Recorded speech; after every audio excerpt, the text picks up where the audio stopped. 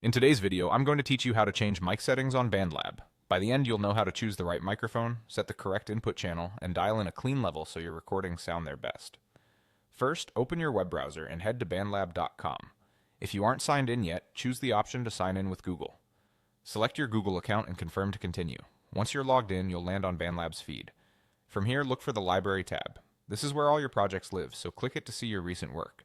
Open the track or project you want to work on. From the project page, click Studio. This loads the main workspace where you can view your tracks, add effects, and manage your inputs. Give the studio a moment to load fully so all controls appear. Next, find your audio or voice track.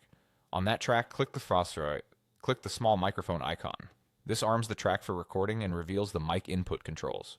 If your browser asks for permission to use the microphone, allow it so BandLab can access your device. Along the bottom of the studio, you'll see a control area where you can select your input device. Click the input dropdown and pick the microphone you actually want to record with. If you're using a USB mic or an audio interface, it should appear by name. Choosing the correct device is crucial. If you leave it on the built-in mic by accident, you'll capture room noise instead of your clean signal. Right next to that, choose the input channel.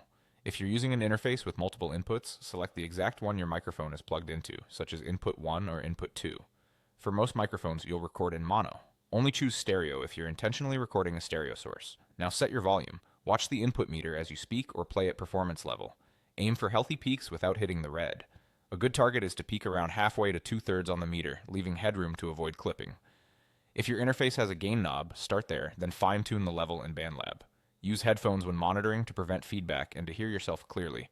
That's it. You've opened your project, armed the track, selected the correct input device, chosen the right channel, and set a clean, controlled level.